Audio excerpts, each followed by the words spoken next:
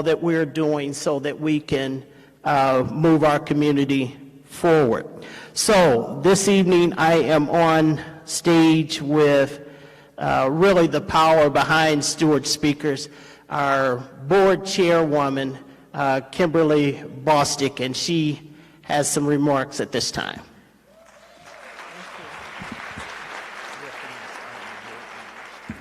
Good evening. This is a beautiful crowd. First of all, I would like to recognize all of our Steward Speakers board members that are out here working. If you guys would just wave your hand. Lori, Tracy, I see you guys in the back. Tamara, thank you so much. Thank you for all that you do. This is our second job, right, guys? I'd like to take this time to just say thank you. Thank you to you. Thank you to our sponsors. Thank you for our title sponsor, IUPUI, who, without you, this would not be possible. We really appreciate you taking a leadership in our community and choosing to put diversity first in your work. So thank you, IUPUI. Lilly Endowment, U.S. Customs, I believe you guys have been with us from the beginning, and so thank you for just having the faith to continue to support your community the way that you do. We really appreciate it. But most importantly, thank you for you who continue to come, the audience, those that engage in the conversation. We want to continue the conversation beyond just having an event, but you continue to do the work day after day. We see you, we thank you, and this is an opportunity. Hopefully you see that this is something that we heard, what you said, we listened to your feedback, and today we'll have the opportunity to really hear from some of our leaders that are here in the community. So I hope you appreciate this. This is a special event tonight. Thank you. Thank you, Kimberly. At this time, we would like to ask James Taylor, Director of Students for the Metropolitan School District of Warren Township, to come to the podium, and that Richard Bray would also stand on deck. Thank you. Thank you. Thank you, Brother Stewart. I have a guest with me today, Brother Stewart. I don't think you knew that our superintendent was coming, but welcome to the pride of the East Side. Let me say that again. Ladies and gentlemen, boys and girls, welcome to the pride of the East Side. We are so excited to have all of you beautiful people in the house with us. We've waited a long time to re-engage with Steward Speakers, the 2020 Town Hall panel discussion on politics, economics, culture, and religion, moderated by my frat brother, Mr. Roland Martin. We were the first school district, I'm going to claim that, Matt, we were one of the first school districts to partner with Steward Speakers over 28 years ago. And like I said, we are proud to re-engage and to commit to the services that they bring to our community. So before I turn it over to my superintendent, he knows I make him wait sometimes while I speak because I got some things I got to say. I promised my wife I wouldn't do this, but I'm going to take the opportunity. I see some Ben Davis giants in the house. Ben Davis, make some noise. Ben Davis, young men, make some noise, Ben Davis. All right, y'all don't want to clap. So this is what we do at Warren. You know us for our athletic prowess, football, basketball, track. But did you know that in 2019 already, within the last 3 months, we were recognized as the best communities for music education for the 4th consecutive year? We had a Science Olympiad national qualifier be selected to attend Cornell University. Did you know we had 7 of our elementary and high school robotic qualified for the national finals? Did you know that our Nanoline engineering design teams from our nationally acclaimed Walker Career Center qualified to advance to the nationals also? In addition to that, our Finance Academy senior accounting team won the Accounting for the Futures case competition at PricewaterhouseCoopers. Our theater department performed the competition play "Oh Freedom" at the Indiana Thespians Regional Contest and earned awards for the Best Ensemble and Best Actors. Thank you. And did you know you're sitting in the exclusive venue for the Asante Children's Theater? And finally, I want to say to everybody, my role as the Director of Student Services is to make sure that we take care of all of our students and families. And one of our major goals is to decrease the disproportionality of black males being expelled and suspended from schools. We believe, thank you, we believe that if a kid is not in school, they can't learn. So our goal is to make sure that we keep all of our kids out of the juvenile justice system, and Warren Townships, with the leadership of our superintendent, is leading the way. So I'd like to introduce to you now our superintendent, Dr. Tim Hansen.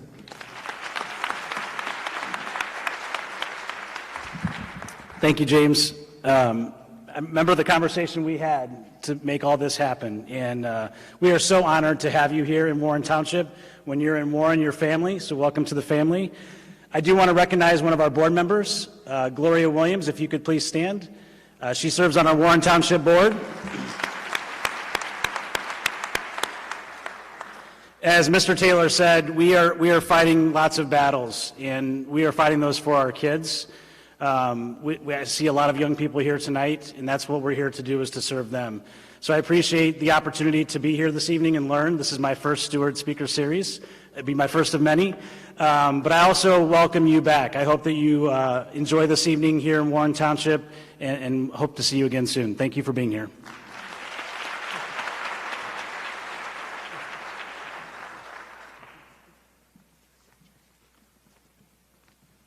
I just want to let y'all know y'all look good. First of all, I want to say thank you all for being here this evening. My name is Richard Bray. I serve as the Community Partnerships Manager at IUPUI in the Office of Community Engagement. This evening, I am truly excited about a community partnership. IUPUI is proud to be in its 6th year as title sponsor for the Steward Speaker Series.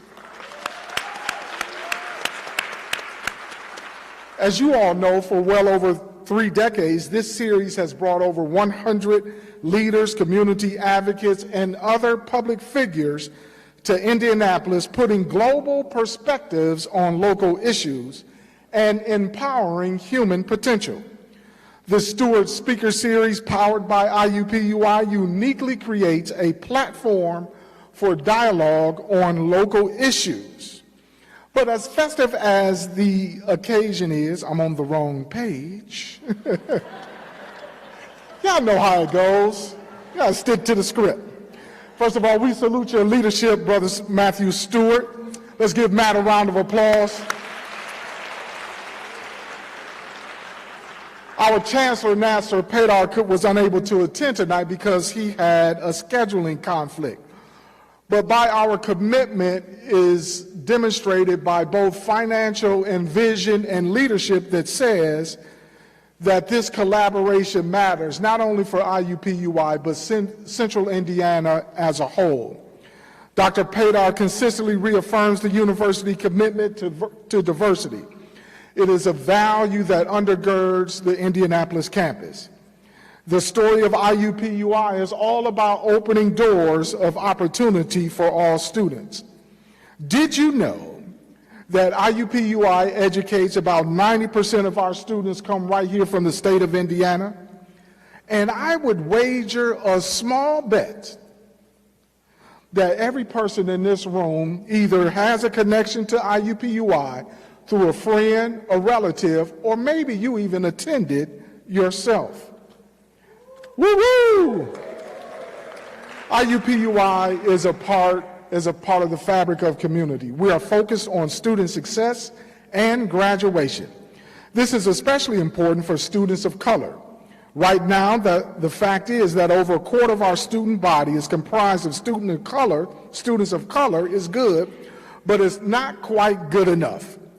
Chancellor Padar says the full mission will not be accomplished until IUPUI can become a minority institution, and everything needed to make that happen is being aggressively pursued. Many of you participated with us during our 50th anniversary, celebrating during the last academic year, and we thank each and every one of you who came out to support us with word, deed, action, and even contribution that celebrated 50 years. But as festive as the occasion was, we are looking forward to even more in the future. IUPUI collaborations are extensive throughout Indianapolis and growing every day. One of particular mention, as I conclude, is the partnership with the historic Madam C.J. Walker that created a $15 million grant from the Lilly Foundation to for a renovation project, to not only restore the character of this one-of-a-kind edifice, but to update the technology and secure the structure, assuring that the Walker will continue to thrive into the new millennium. In conclusion, we welcome the distinctive panelists assembled today who will share their intellect, expertise, and energy with those of you forward-thinking enough to come out and engage in this critical conversation. Thank you for advancing thought and possibilities right here in Indianapolis, and I love you today and forevermore, and there ain't nothing you can do about it.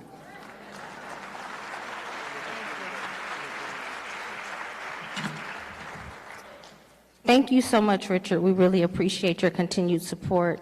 I want to remind you all, just to remind you that if you have not already gotten your tickets, please do so as soon as possible. February 26, 2020 marks the next event with Ricky Smiley, followed by Ambassador Susan Rice, which would be on March the 2nd. So if you have not already gotten your tickets, please make sure that you do so and mark your calendar for those dates. At this time, I'd like to reintroduce Matthew, but I'd like to say something special as he brings up our moderator. Matthew has been one of the things that the community is really needs to be proud of, is that he has been someone that has poured into Steward Speakers. And so I hope that you appreciate the conversations. Thank you. I hope that you appreciate the conversations that come from today, and I would pledge, and actually I would ask you to join me as we don't stop here. Don't allow the conversation to stop here. So get your pens out, get your phones, make sure you're ready to take notes, because this is going to be a very powerful discussion, and I hope that you will take this charge and go on to continue to do the work. Thank you.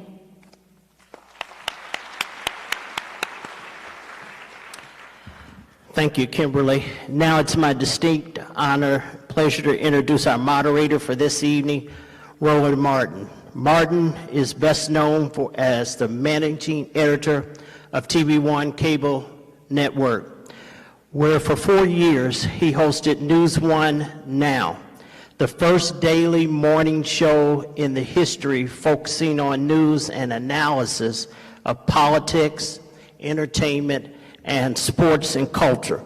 From an explicitly African-American perspective, Martin has been honored many times for his work, including 4 times by Ebony Magazine as one of the 150 most influential African-Americans in the United States. He has won more than 30 awards for journalistic excellence, and he is 2-time winner of the NCAA Image Award, and my fraternity brother of Alpha Phi Alpha fraternity, Roland Martin.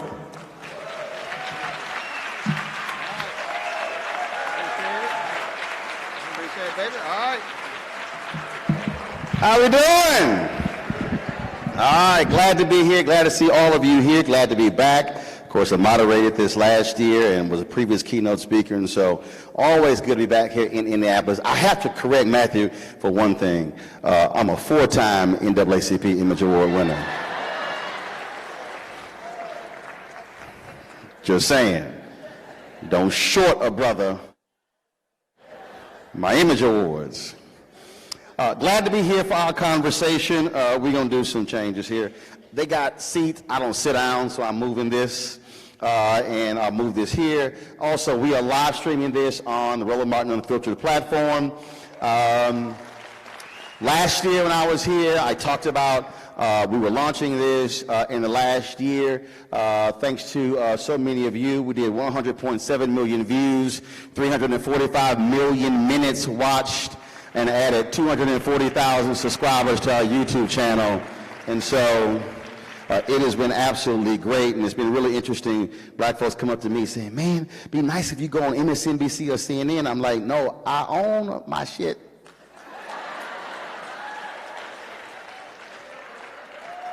And that quote itself, you're going to hear it again, will be really the crux of our conversation tonight. So let's bring our panel. First off is Dr. George Frazier. He is the chairman and CEO of Frazier Net Inc., a company he founded 32 years ago to lead a global networking economic development movement for people of African descent.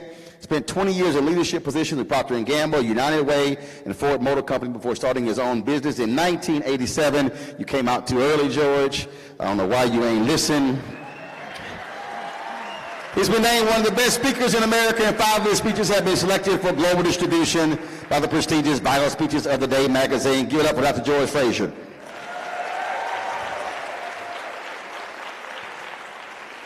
Brother Nuri Muhammad is a highly requested motivational speaker, minister, author, and entrepreneur. He serves as minister of the state-of-the-art facility in Indianapolis that houses Mosque number 74 and Muhammad University of Islam. In addition to heading the Educational and Economic Center in Indianapolis, Brother Nuri travels to 50-plus cities a year in the U.S. and abroad, representing the Honorable Minister Louis Farrakhan. He is always involved in the community, fighting for justice, counseling, and mobilizing our people for self-reliance. Put your hands together for Brother Nuri Muhammad. All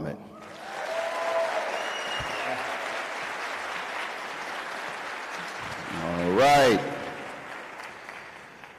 Adrian Slash is a human resource professional at Community Health Network and is a community resource for the community with a monthly column in the Indianapolis Business Journal's Forefront magazine. She comes from a family of community servants and considers it an honor to serve others. She is president of the Exchange at the Indianapolis Urban League, vice chair of the Indiana Civil Rights Commission, board member of the Indianapolis Urban League Visit Indy in the Jewish Community Center, also a member of the newly formed Marion County Judicial Selection Committee.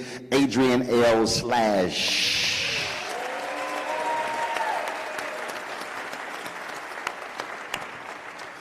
Lauren Simmons made history when at 23 years old she became the youngest female full-time female equity trader working on the floor at the New York Stock Exchange. She's just the second African-American woman on the trading floor in the financial institution's 226-year history. Her story has been featured on ABC, CNBC, CNN, and Fox, to name a few. The living fearless girl, Simmons has visited several countries sharing her story. The brand has been recognized by Hollywood as AGC Studio. Will be doing a film based on her life where she will be the executive producer. The film will star Kiersey Clemens, who will portray Simmons in the movie. Put your hands together for Lauren Simmons.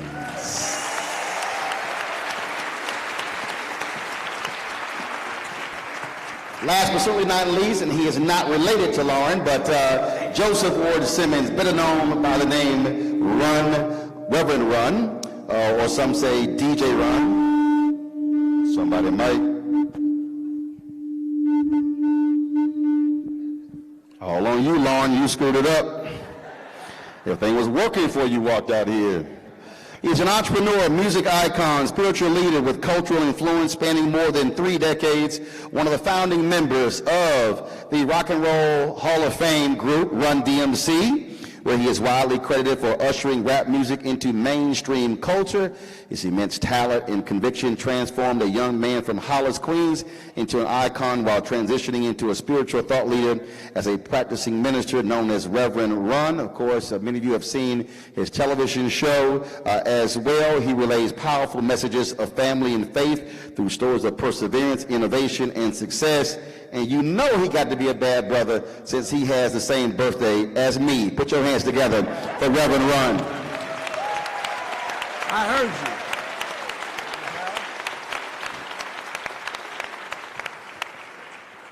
All right.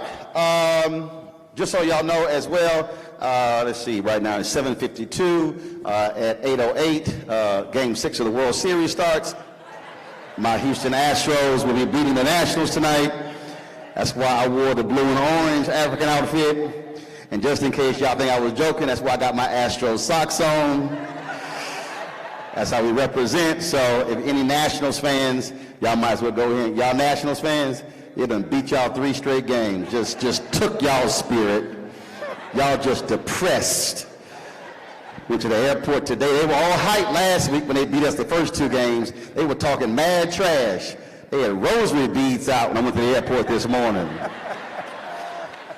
All right, so when we had this conversation last year, what typically happens is we cover a broad array of topics. We talk about politics, we talk about culture, religion, you heard all before, but I'm going to narrow this down to focus on economics. Those other issues will still be a part of this, but I want to keep the attention focused on economics. 52 years ago, when Dr. King wrote his book, Chaos of Community, Where Do We Go From Here? He talked about a lot of that book, economics. That book should be owned by every single person in this room. It is, out of all the books he's written, the most definitive work that speaks to what we should have been doing in the previous 52 years and where we are now. I'm going to put this out to the panel. Anyone can jump in. We don't have those sprinkler head conversations. Feel free to jump in and share your thoughts whatsoever. If you get too long-winded and you see me stepping this way, that means I'm trying to get you to be quiet. But we want to have a really robust conversation. And I'll start this way. Whenever we talk about issues in Black America, our natural inclination is to deal with money way down the line. We talk about, if you ask Black folks, what are the top 5 issues? I guarantee you, and look at the studies, criminal justice reform will be number 1. They'll say mass incarceration. They'll say police brutality. They'll say education.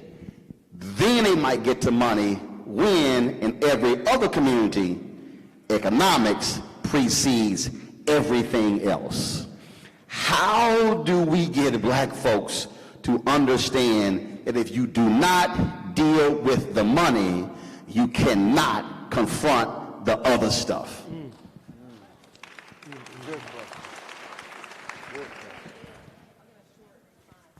Is your mic on? All right, you got it? Am I on? You got it? All right, cool. Awesome.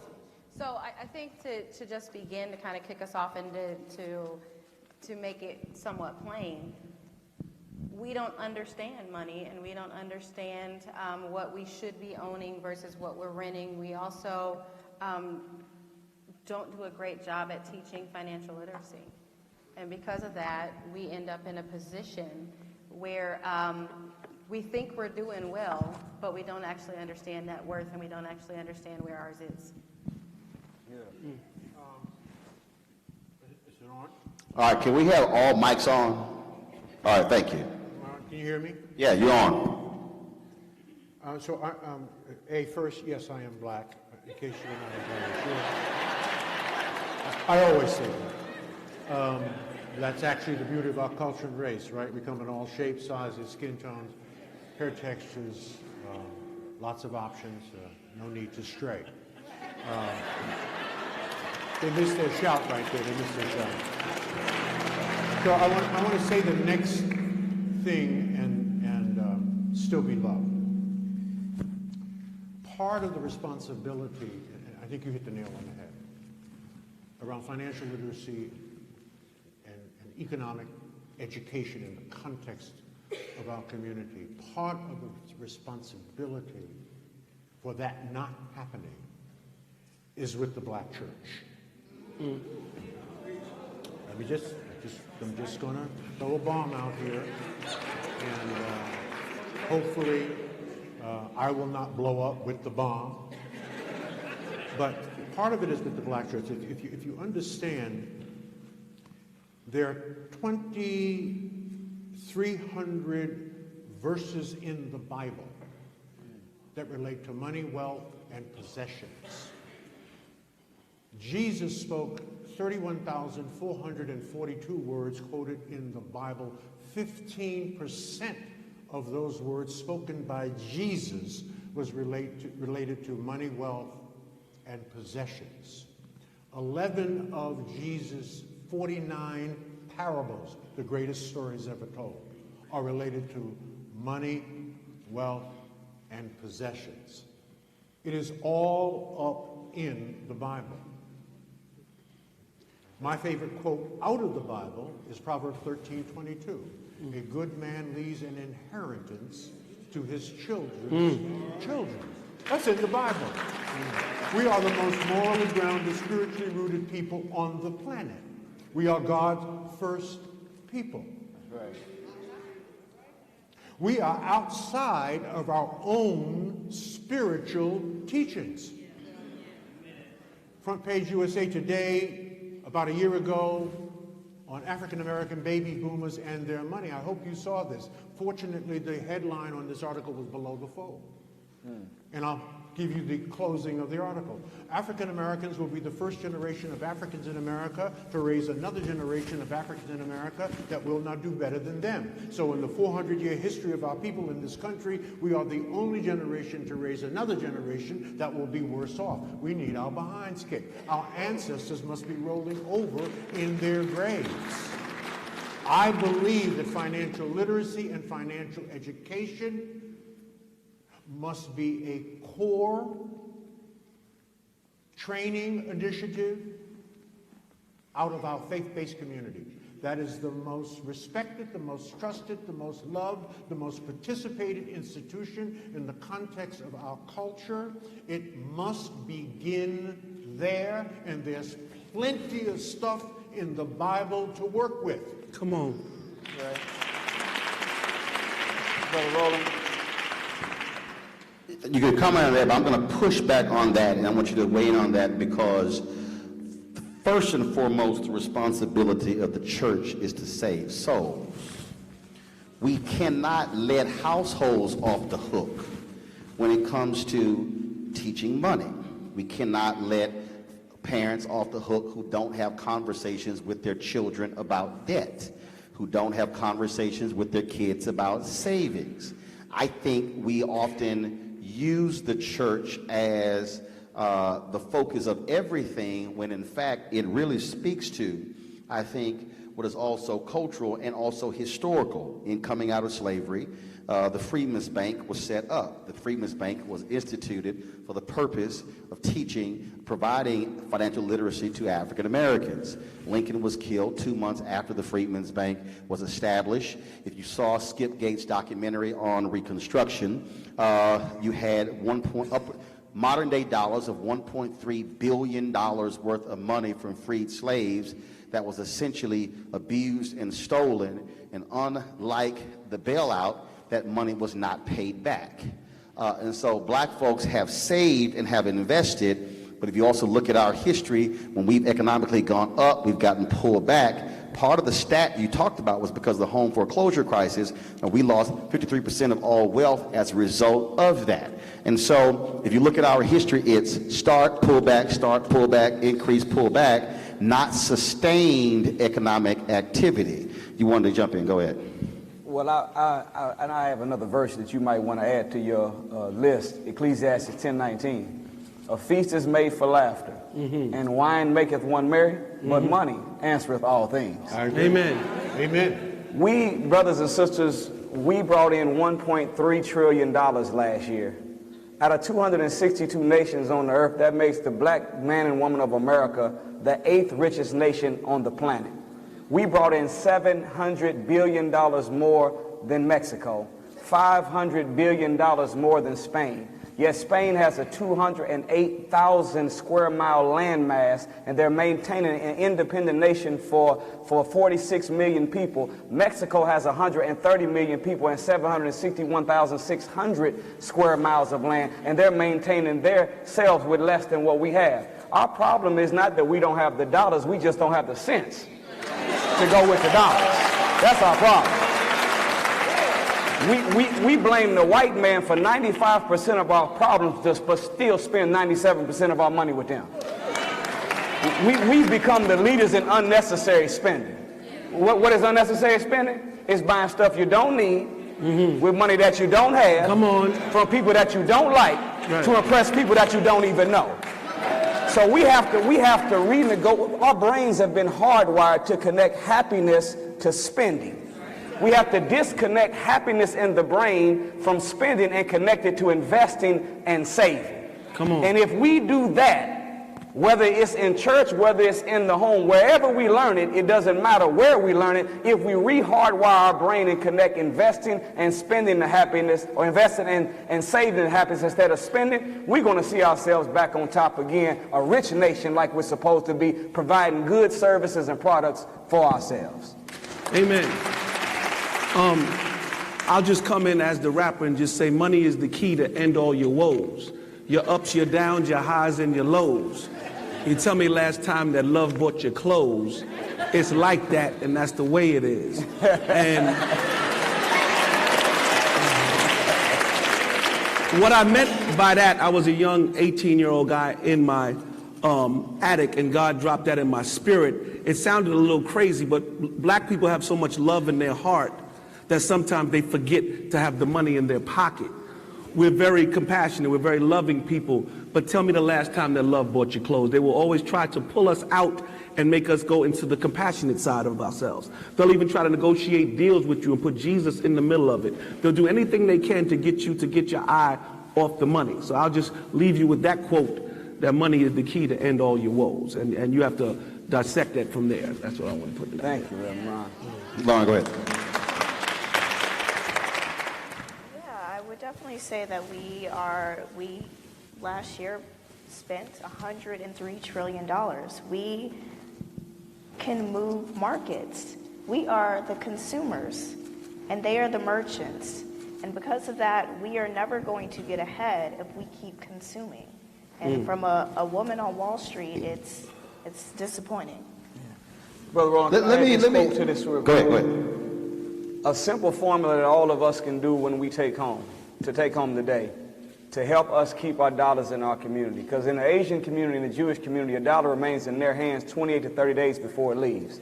Among the Hispanics, it lasts for 14 days. But in our community, our dollar only stays in our community 3 to 6 hours. Wow. I don't know if y'all, that means that if a Negro got a direct deposit on Friday morning, before we got off of work, the enemy already had our money back again. Wow. The principle I want to put in the atmosphere is this. Shop with your brother before you shop with another. Shop with your brother before you shop with another. Find whatever good product or service that you want. Find a black business in the immediate environment that you live in that can supply that. Be willing to drive a little bit farther and pay a little bit more, but shop with your brother before you shop with another. And if you can't find one in your local area, go online and find you a black business that you can support, that we can keep our dollars in our hands, because the longer the dollar stays, we are able to exchange it. I give you the dollar when you need it, you give it to them when they need it, and it comes back to me when I need it, and we're able to do a lot with a little. That's mathematics. Understand that point. The only issue is that when it relates to that issue, in terms of what it circulates, that has often been talked about. I've yet to see the actual data that proves it. And that's one of the issues that, and trust me, we've been looking for it. So, but to your point, it also speaks to who's owning businesses, and yes, how are we also patronizing businesses. I'm going to throw this question out to our audience, and I'm going to see what folks have to say about this here. If I had to ask you what is the greatest legacy of Dr. King and the Southern Christian Leadership Conference, what would you say it is?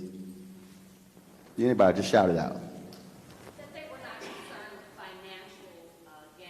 You sure that's the greatest legacy? I think that that's the reason why it worked. Okay, what else? You're wrong, but that's a nice try. Anybody? Nonviolence? What else? Voting rights. Voting rights? No. We're in the working poor people? No. The greatest legacy of Dr. King was Operation Breadbasket. Reverend Leon Sullivan had the idea of Operation Breadbasket, went to Dr. King. Dr. King said, come present to the Southern Christian Leadership Conference. Dr. King said, we're going to adopt Operation Breadbasket. And then they did so, put Reverend Jackson in charge of Operation Breadbasket. And what happened to Operation Breadbasket? This was about economics. Martin Depp was one of the ministers who was involved in it. This is an unbelievable, phenomenal book. If you want to understand the greatest legacy Dr. King left us was Operation Breadbasket. What they did was they used the wherewithal of black people, used the black church, used mobilization to go to companies and say, if you are doing business in our community, there must be reciprocity. If you do not fund, if you do not provide us jobs, senior level jobs, put money in black banks, and also utilize black businesses, we will institute boycotts against you until you do so. Go look at his speech that he gave in 1967 to the Southern Christian Leadership Conference in August of 67 called Where Do We Go From Here? He talked about the boycotts against seal test milk that took place in Cleveland. That's right. So if you want to talk about that, what he did was, it was so powerful that the grocery stores that carry seal test milk, they made them remove their milk from the shelves, and the guy who owned the largest grocery store in all of Ohio said, seal test, unless you work with them, I will take your products off all of my shelves. The reason you had massive number of black millionaires is because Operation Breadbasket forced the companies to put their products on the stores in Chicago and other places. Yeah. The last 5 years of Dr. King's life was about money. That's right. Because Dr. King said himself that you cannot confront what's happening in black America if we do not control the economics. And what too many of us have done, and no disrespect, y'all did exactly what black people have done. We named everything else but economic independence. George, if you go back and look at his speech on the March in Washington speech, August 28, 1963, that was a radical economic speech. That was not just about rights. The march was called the March on Washington for Jobs and Freedom. Listen to the April 3rd, 1968 speech at Mason Temple. In that speech, he talked about economic reciprocity. Yeah. He said, boycott Coca-Cola, boycott seal test, boycott the baking company. He even said in the speech, put money in black banks. He laid out an economic agenda. The problem is too many of us have not heard or read that 43-minute, 16-second speech. Too many of us have gotten caught up in the hoop part of the I've been to the mountaintop, and we ignored what he said about what you should do before you go to the mountaintop. That's right. Good teaching, man. Actual fact. Can I comment on that? And I want to give you a little bit of pushback on your pushback on mine. And so again, I want to say these things and still be loved. To be black and beautiful in this world means nothing unless you're black and powerful. We cannot be black and proud and niggers too. White folks are planning for 3 generations, and we're planning for Saturday night. Okay? Economics must become the new black power. Economics must become the new black power. The Institute of Policy Studies, April of 2017, laid it all out in a 200-page study. And it said, and I've been talking about this for 2 years because nobody else read the damn report. It's now popular. It's a popular phrase extracted from that report, but it was written 2 years ago. And the phrase is, by 2053, if nothing changes among African Americans, we will have zero median wealth. We will have no wealth. White households will have about $247,000 worth of wealth. We will have zero wealth. In other words, we will have worked our way into a second slavery. We have got, we really have to think about it. We've got about 33 years to get our acts together. Now, let me break some news to you in case no one has told you. I'm going to tell you, so now you won't be able to leave here and say no one told you. I'm going to tell you. White people will not be saving black people.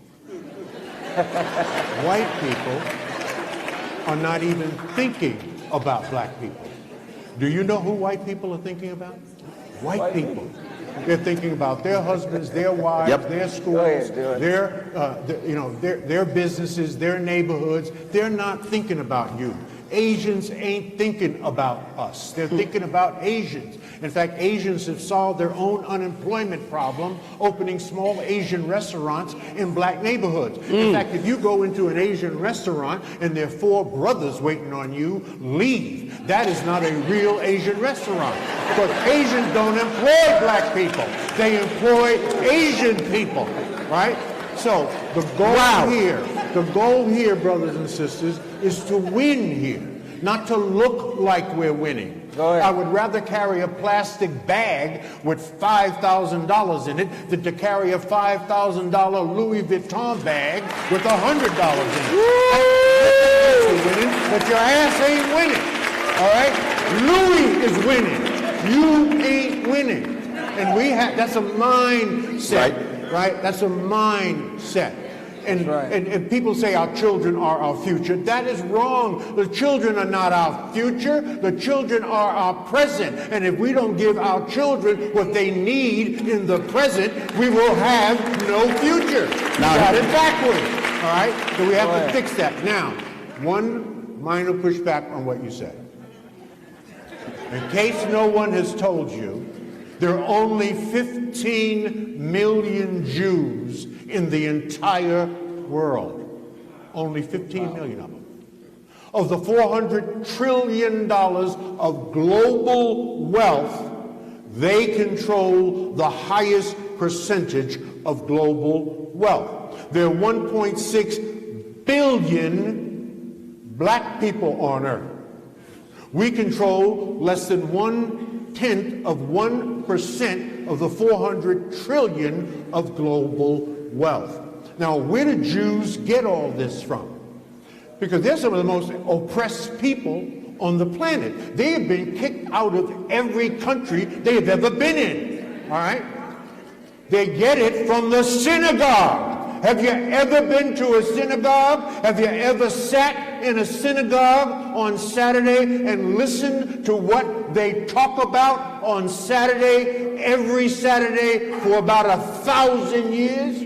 They talk about money. That's what they talk about in the synagogue. And then they teach their congregants to talk about money at home. Right, at home. It begins where we get our moral grounding and our spiritual rooting, and it begins with hearing it from the most respected and the most revered men in our culture, and those are our pastors and our preachers and our teachers. Now women are now occupying that position.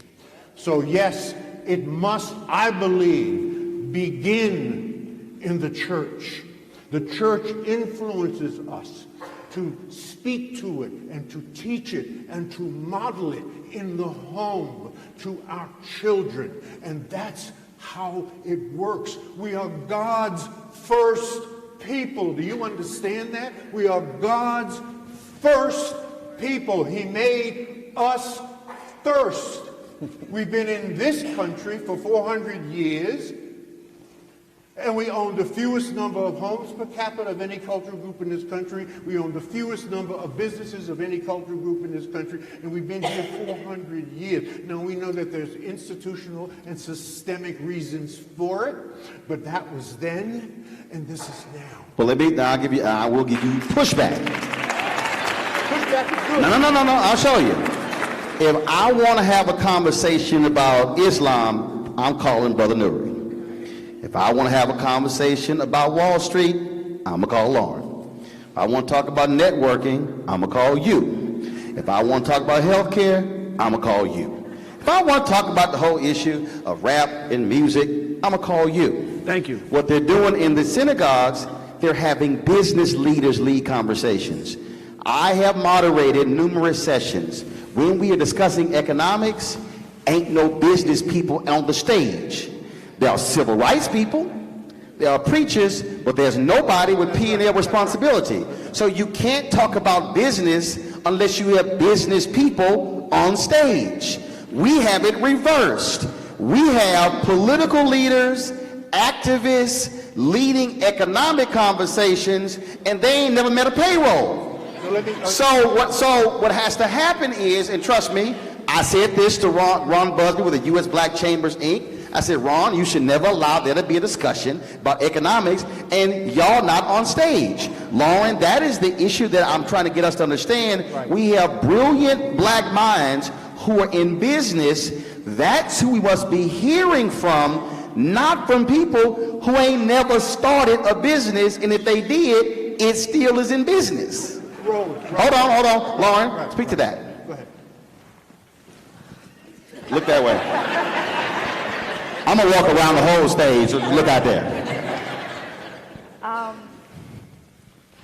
Sorry, it's really for a loop.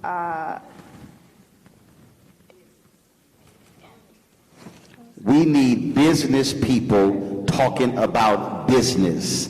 Otherwise, we have the wrong people leading us in a wrong direction. Yeah. Not business people, business people, right? Business people. Matter of fact, no, you can be a business person if you still know what the hell you're talking about. I'm cool with that. Because there are a whole bunch of black folks in our history who had a second and third grade education, but they were millionaires because they understand business. Is some folks who can pronounce business and can't run nothing. Lauren, go ahead. Well, what our history in America has showed us, I think of Weeksville. Is anybody familiar with Weeksville? Weeksville in Let us know. New York. Weeksville is one of the first African-American black communities that was founded in Brooklyn, New York, that had its first millionaires. And they were all congregated together, and they built their own banks, built their own housings, did their own educational system, and they taught it on. Weeksville was around for 127 years. And then people got money and realized, I'm going to go across the water. I'm going to go into Manhattan and put my money there. And slowly but surely, by the early 1900s, Weeksville had disintegrated. Now, I just did a piece on Hulu for Black History Month this year with Michael K. Williams, myself, and 3 other individuals, and we went out to Weeksville, and I had never heard of it.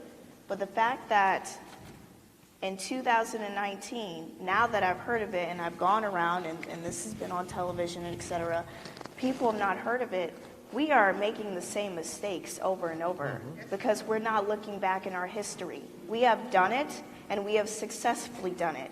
And the mistakes that they made should not be the same mistakes that we are making today, period.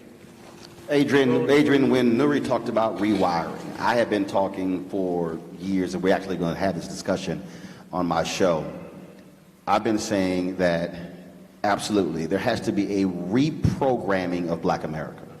And the reprogramming has to hit so many different facets because, to his point about self-esteem, we derive self-esteem by, yes, what I'm wearing, how I look, how I'm flossing. I think about when I was working at WVON radio, a couple of my colleagues were CNN. They came to set up my radio studio for some Skype stuff for CNN.com. 2 white colleagues, and the cab was slow, so I said, I'll take you out to the airport. So we walk outside, and the guy goes, he said, oh, man, he said, that's your car? I said, yeah. He said, man, I would have thought you had a BMW or a Mercedes. It was a 4-door Toyota Corolla. I said, this gonna get your ass to the airport on time. Okay. And I told him, I said, 32 miles to the gallon. I said, does all I need to do, and it's paid for. I said, and if I go to a 5-star event, black tie, I will drive this sucker up to any hotel, hand the keys to the valet, because I don't give a damn what none of y'all think. And he was like blown away by that, but I needed him to understand my value ain't in the car. Hell, I wash my car once a year. I don't care what it looked like on the outside. It's running. I don't care what y'all think. And when I say don't care, I don't give a damn what not now person in this room thinks about what I drive. Because y'all ain't paid for nothing. And we really have to have a completely a rewiring, a reprogramming, and it has to start. I mean, talking about adults, kids, whatever, because that, to me, allowing that to continue contributes to us being broke, contributes to us not understanding economics and saying your value is not in what you wear or what you drive, it's really what you can do here. Speak to that again, how that has to be a focus of so many of us. So I think that the one thing that we really get lost on is the fact that everyone sees you, they take all your pictures, we've got social media, it's blinding people, we're showing people things aspirationally instead of being realistic about life. Yeah. So I think that we have to get ourselves to a place where if you are doing well financially and you understand systems, everyone has to teach other people. And we can't just create a wonderful bougie black wealth space. We have to be willing to peel back the books, show people how it works, teach everyone, build up trust inside of our communities so that we are doing it. And it's not just one section of people who invited their friends to talk, but it's everybody that's matching their money. And we have to do the education piece from a holistic approach. And we cannot, we can't afford to continue to let some people do well and watch folks who have bad practices with money inside of our families, inside of our friendship circles, and inside of our little groupings, that we're not showing how to do stuff. So, well, Rev, for me, it's self-esteem. I got frat brothers who have private planes, and I'm like, bro, way to go. But I'm not sitting here going, oh my God, I don't have one. I will get my behind on United, American, Delta, Southwest. I ain't nowhere in hell I'm flying Spirit.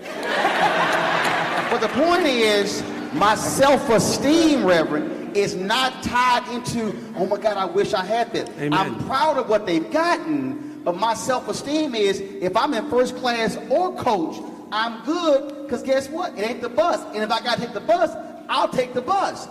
So much of this is self-esteem, where we're trying to run with folks, and it's hurting us economically long term. Yeah, well, at the end of the day, when I first decided to put this collar on, imagine going from the Drake of my time, Run from Run DMC, to putting this collar on my neck. That wasn't a popular decision to most people until they saw me with the family. I believe that I was the one that made the shift to get rappers to start getting married and to walk into the self-esteem is in the home, and what you should be bringing to the people is showing images of a loving father in the home, so we can get the fathers back into the home and get the people to come together. So for me, making a decision to go from Run to Reverend Run seemed very crazy to everyone that was around me, because when I started to do it, at that point, gangster rap was the biggest thing. And people thought I was crazy. I'd come onto the red carpets and they'd say, oh, is this your Halloween outfit? I went through much ridicule until Run's House hit MTV. And when that happened, I saw the shift. I remember being with Jay-Z one day, and he was doing a charity event for us at Madison Square Garden, and he saw me just sitting back with my Reverend collar on and my suit, and at that time he still had on his, baggy jeans and stuff, and he said, I see what you're doing, but now you see LL Cool J married, Jay-Z married, Kanye married, and all these different people, because God took me and put me in front of the masses, and he made sure it wasn't on a church channel. He said, let me take the Run that brought us to this rap music and put him on MTV, where they have the Jersey Shores and all the crazy stuff. And the craziest thing is 1515 Broadway, nobody believed this could happen. They had a guy with a collar sitting there promoting a channel, a white channel at that, and showing them that black people are family people, that we do love being family, so our self-esteem should be more centered in family than in things. And that's what I bring to this situation. Yes, sir. What I think, what you were saying, Brother Roland and Reverend Ron, is you're calling it self-esteem, but really there's a difference between self-esteem and self-worth. Amen. What you all are representing from the inside out is not self-esteem, it's self-worth. Self-esteem is what you think about yourself based on how other people see you. Amen. But self-worth is what you think about yourself based off of what God said about you and what you think when you look in your own mirror. Amen. So because you all are operating from the inside out, not from the outside in, it's not a self-esteem thing. You're not looking for exterior validation. You're looking for interior validation based off of what God already said about you and what you see when you look in your own mirror. Second, Dr. King was not assassinated because he was a sleeping dreamer. He was assassinated because he became a wide-awake revolutionary. When he went from, listen to this, when he graduated from civil rights to silver rights. Come on, preach. And he began talking about the redistribution of the pain and punishing our enemies and rewarding our friends, withholding our dollar from those that did not treat us fairly. That is whenever they knew they had to get rid of him, because he was shifting the paradigm that would guarantee black people would have real power in the wilderness of North America. See, I need to stay right there, because Coretta Scott King actually said that. Byron Allen gave an interview where she said, they killed my Martin when he was talking about the money. Yeah. And again, I threw that out to us because I go back to how I started this. We, in our celebrating of our leaders, we have helped promote what they want us to promote about Dr. King. Come on. The reason I'm telling you, if y'all read the book on Breadbasket, Come on. there's a story Depp has in the book where SCLC could not meet their payroll. He asked Reverend Jackson, as a matter of fact, let me put a pin in that right here. It's a whole bunch of us who diss and dismiss Jesse Lewis Jackson Sr. Right. But the number of black millionaires created because of Breadbasket was because of his leadership. We celebrate Essence Festival and say 450,000 black people go through Essence Fest, the largest festival of its kind in the country. When they had Black Expo, the precursor to your expo here, it started in Chicago, 700,000 attended over 5 days. It was almost double the size of Essence. That was his creation. And I say that because as he just turned 78, battling Parkinson's disease, don't let him be in your presence and you not say thank you. Amen.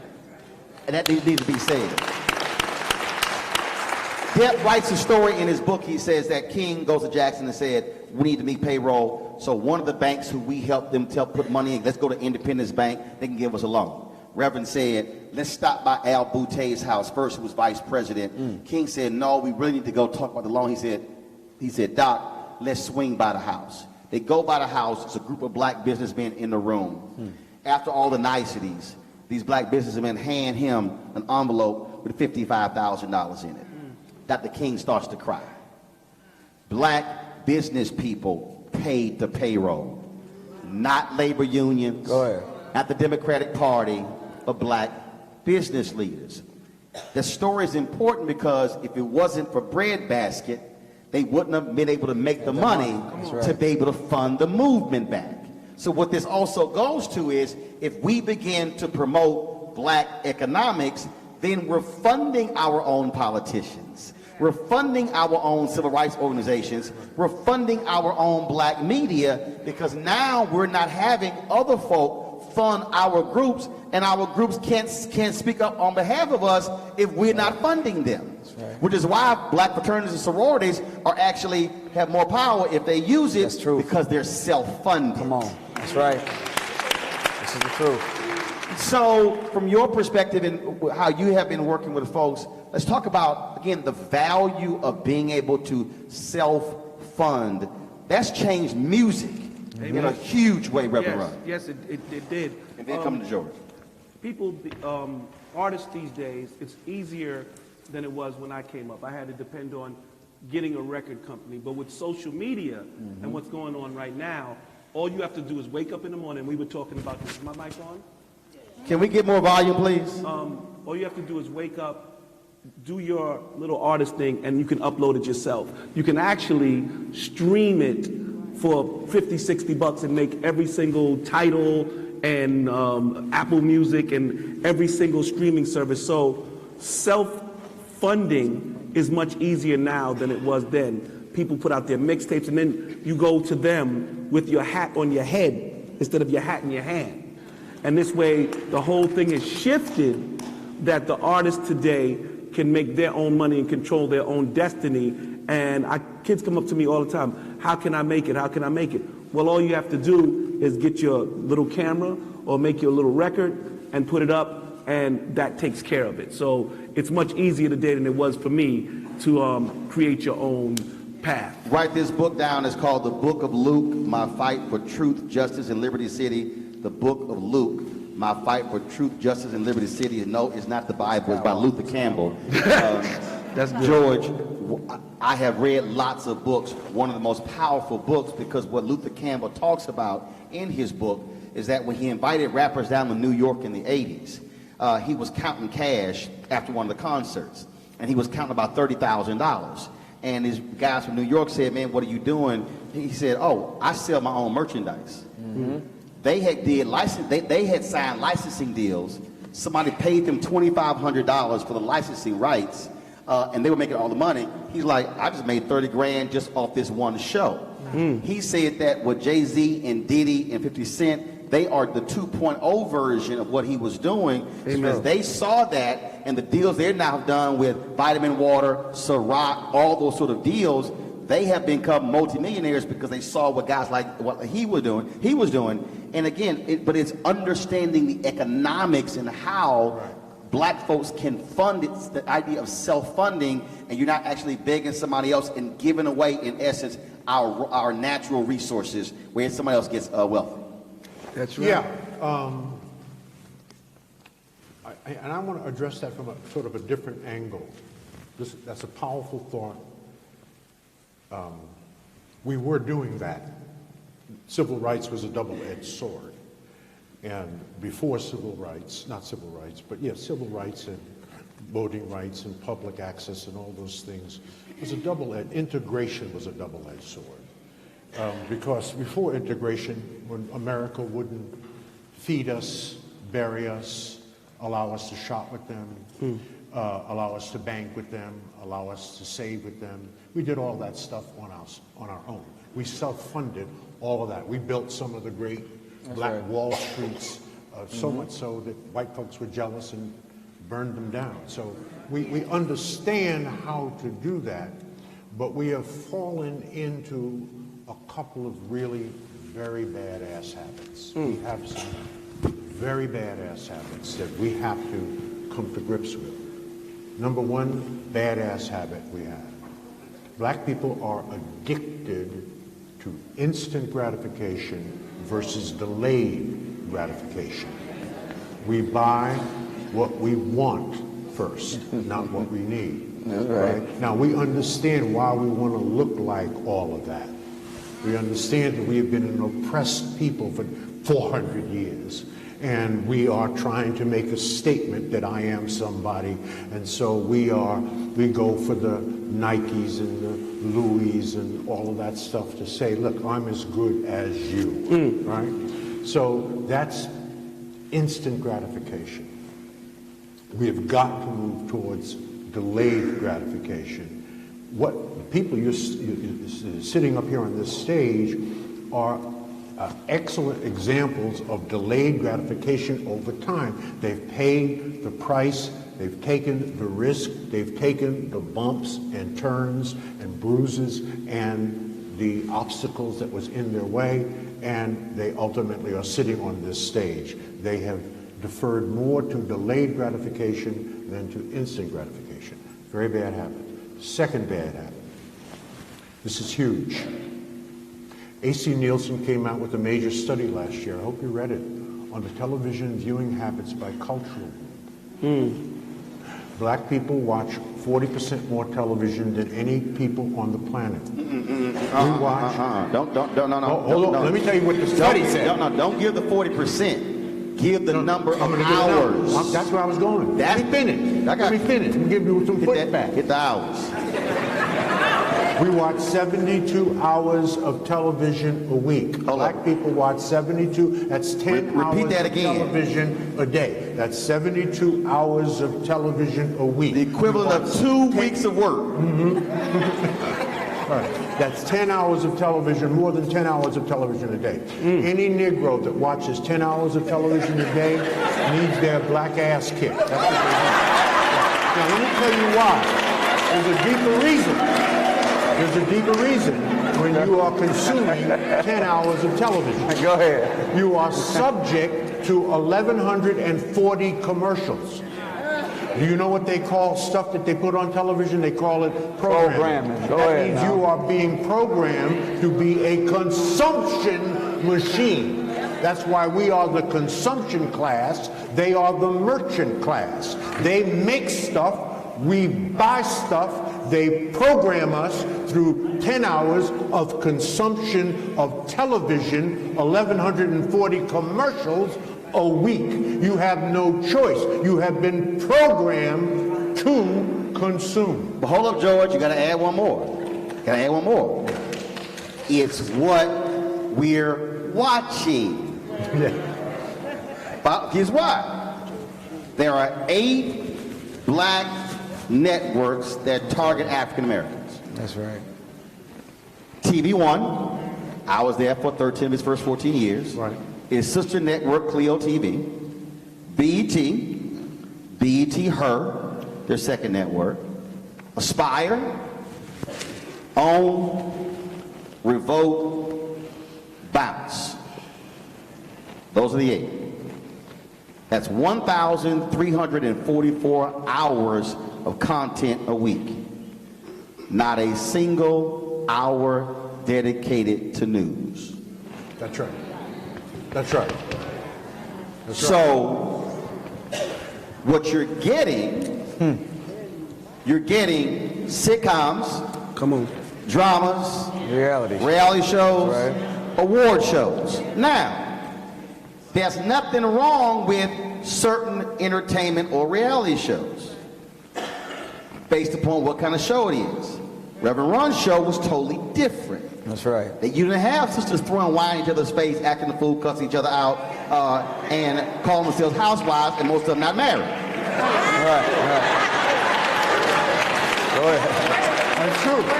So it's not just how often we're watching, it's what we're also watching, which means, Lauren, we're not being fed the right information. So we have food deserts, but we also have news and information deserts.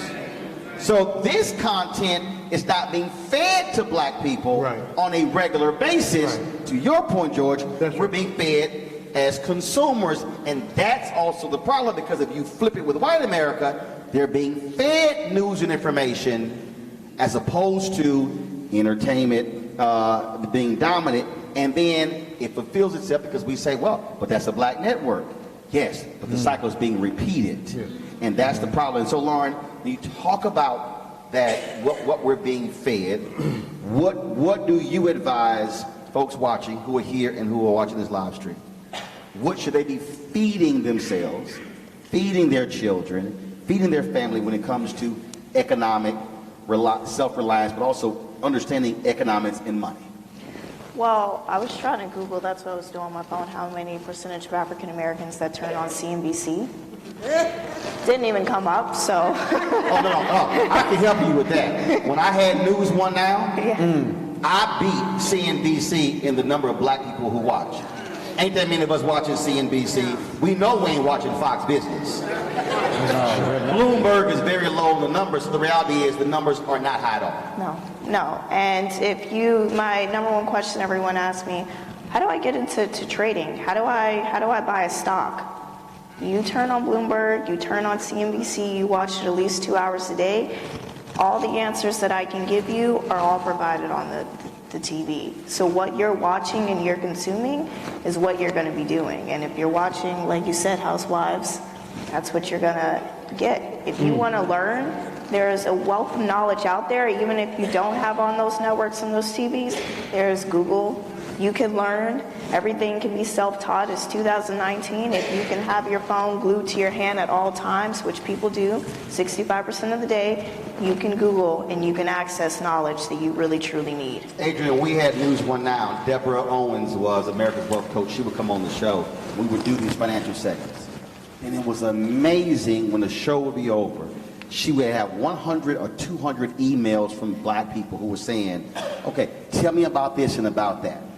I'm saying that because unless you have the vehicle that is providing the information from our perspective in a way for us to receive it, oh, we'll receive it. The problem is that we don't have enough vehicles providing information. We're actually laughing ourselves to death through radio and through television. So I think that you're bringing up a great point. So we only have so many places that we trust. Here locally in the city of Indianapolis, if we want to hear what's going on in the community, we know from 1 to 3 o'clock you can go to 1310 The Light or the new FM version. They have to then make sure that they're programming everything that we want to learn here. Oh, 1 to 3. From 1 to 3 p.m. Monday through Friday. That's 2 hours. Right. So you have to make sure that you are near a radio, live streaming online, or maybe watching on Facebook if the person who is doing the show live is live streaming. And those of us who cover from time to time, we figure out the best way to do it. What's happening with the other 22? Gospel music, and they have some community affairs shows that kind of pop in and out. But so your show leaves TV, right? You were on a channel that we trusted. You are a source that we believe. You are a source that we trust. We only wanted to hear black slanted stories from you. The same way that here locally, we only want to hear black slanted stories from our Radio 1 networks. If we do not have people that we trust giving us news we can use, we can't guarantee that we trust any of it. Therefore, why should we even start trying to answer his questions or start learning the information that the Lord is giving us? We can't do it because we need to get things from sources that we trust and believe that aren't going to, pardon my French here, screw us over. Which why, Brother Nuri, we have to think differently about new technology. That's right. You mentioned the phone. There used to be a thing called the digital divide that still exists. What happened was black folks actually had mobile devices and not computers at home. When the economy changed to mobile devices, black folks were prime positioned. Because we said, I can't pay 2 bills. It's either a home phone or a cell phone. So we owe black people, according to the same Nielsen report on black consumer, we over-index on PDAs, smartphones, as well as pads. We over-index. We over-index on social media. Brother Nuri, the point is not that we over-index on social media or on those devices. It's what we're doing on the devices. That's right. We're playing games and reading entertainment on the very device that has the information that you're talking about, you're talking about, you're talking about, you're talking about, and we're walking around clueless saying, who's going to teach us, when it is sitting in their very hand. Well, this, Brother Roland, you're on point. I wanted to put a statement in the atmosphere that renegotiates our attention from the television. Leaders are readers. The slave masters, leaders are readers. The slave masters, after they got finished recooking the public school system, and made sure that they cut us out of all our images out of all of the curriculum. That's right. They have a saying now, the best place to hide something from a nigga is to put it in a book. So if you want to get the best stuff, you're not going to get it on television. You're going to get it out of a book. And you'll find that when you open up a book opened in your hand looks like a bird and its wings spread out. At least it looks like the birds that you used to draw when you couldn't draw the good art. Y'all know what I'm talking about. And you've heard of something called the bird's eye view? Yes. Have you noticed that wealthy people live in the penthouse suite and it's never downstairs by the gift shop, it's always on the top floor? The mayor's office here in the city is on the 25th floor in the city, the top floor, right? You go to a hotel, you want the presidential suite, you're not down on the first level, you're on the top. It's something about having that bird's eye view of being up in the air, and books will take you up in the air like a penthouse suite, like the top floor of a city county building. And when you're higher up, everything that looks big to others looks small to you. When you're high up, you can see farther than everybody else can see. And when things look smaller than to everybody else, it becomes easier for you to approach and fix. Leaders or readers, turn off the television and pick up a book. But here's but I go back to when you talked about self-esteem, self-worth, and I want Reverend Ron to start here first, and I'm going to come to George. It's also understanding vision. Yes. So you talked about News One Now. December 2007, Alfred Liggins calls me into his office to tell me they're canceling News One Now. I don't flinch, not a punch in the gut. While he is talking, while he is giving me the reasons why they're canceling the show, I'm already planning. Yep. Amen. In fact, I was planning 3 years before. No, I actually started planning what I'm doing right now the day we started the show. Because I always focus on the next thing when one thing is already started. Amen. Because I anticipate it ending. But the thing that was a trip, Reverend Ron, was that black people, when you gonna be back on television? I own this. Right. Ownership. They will go, yeah, man, but we need you on CNN. So you want me to go back to what I did 6 years ago? Actually started doing 12 years ago, haven't done in 6 years. And you want me to go back into a system that I don't control, where I don't determine the topics, where I don't own the content, I don't determine who the guests are, but you want just to hear my voice. Amen. I said, you do understand by launching my own digital platform, I own it, I control it, I determine the topics, I determine the guests, and I determine when and where we do the show at any time. Go ahead. And his brother's looking at me like I'm strange. And he's thinking I'm literally crazy. And I'm trying to get him to understand is that when I made CNN money, they told me, oh, well, you were on the rating spiked, but I got paid a small amount of what they were generating on advertising. Amen. The deals that I now cut, I talk to the advertiser directly. There is no middle person. You the middleman. And I'm walking this cat through, and he's just looking at me like I'm crazy. And I'm trying to get him to understand the difference between operating in somebody else's system and over here having freedom and flexibility. Freedom or a slave. To control all aspects of it. So again, tonight, if I was still working for CNN, they would not live stream this. They control what you do. But because that device I paid $12,000 for, I own it, I can stream it my damn self. And so I'm trying to get us to understand that. Speak from your perspective of, we're talking in the car, reality. When you made decisions and your business partners were saying, Run, just shut up and sign the sheet of paper, but you had a different vision. Yeah, well, for me, I saw an open door. Reality television now isn't what it was when I was doing it. Reality television for me was a way to control my reality because it was truly reality. You don't know what you're looking at today. You'll look at something today, you don't know if it's scripted, even though they call it reality. For me, I was able to take reality television and give the reality to my people that I wanted them to see.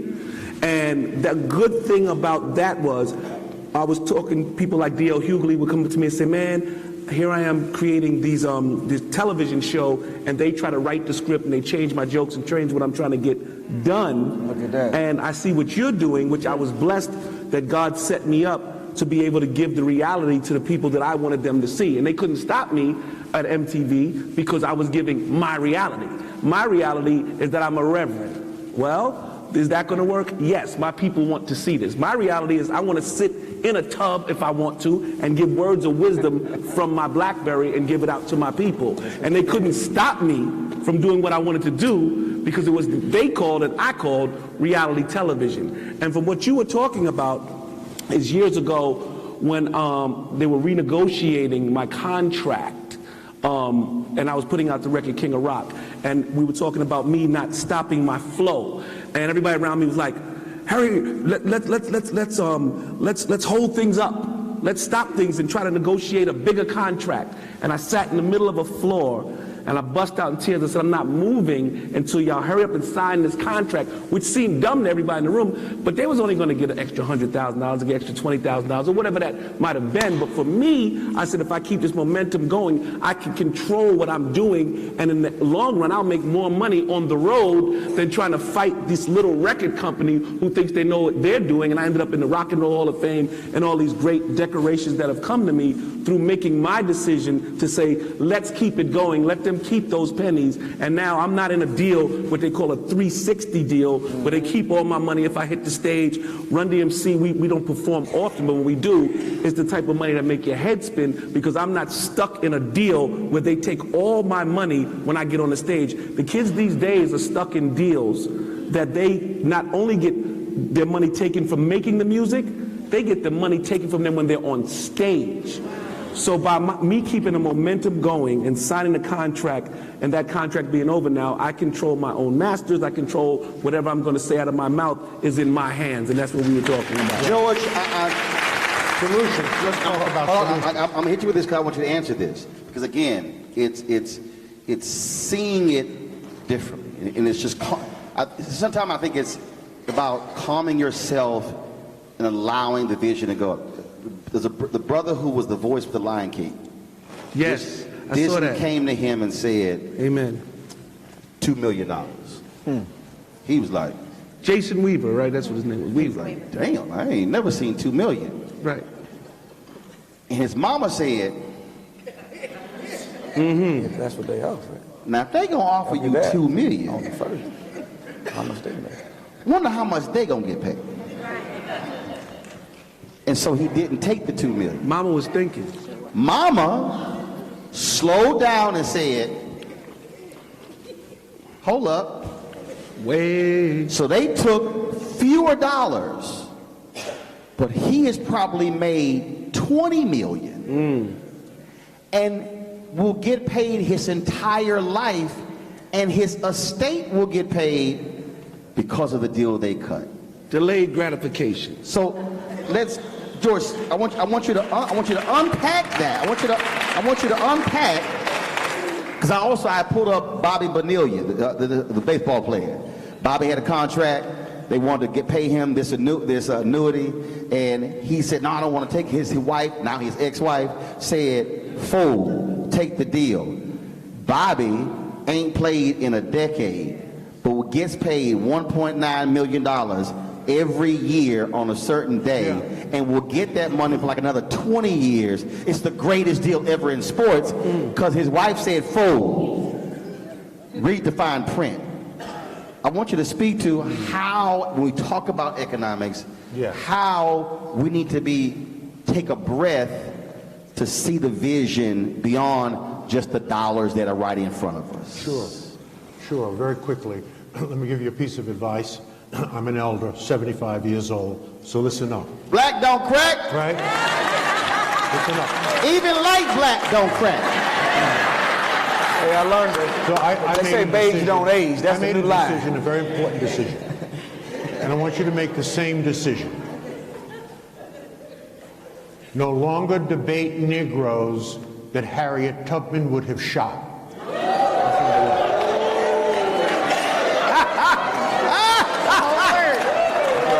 Bless them and release them. Number two, and this is something we teach at the Power Networking Conference. We'll be in our 19th year next year. Forbes called our conference one of the top 5 conferences in America not to be missed, because we simply spend 96 hours unpacking and giving you specific direction, thoughts, creativity, and ideas around the 4 pillars for the intergenerational transfer of wealth. This is Proverbs 13:22. A good man leaves an inheritance to his children's children. Dr. Fraser, what are the 4 pillars for the intergenerational transfer of wealth. You just addressed the first one. Proper management of accumulated wealth.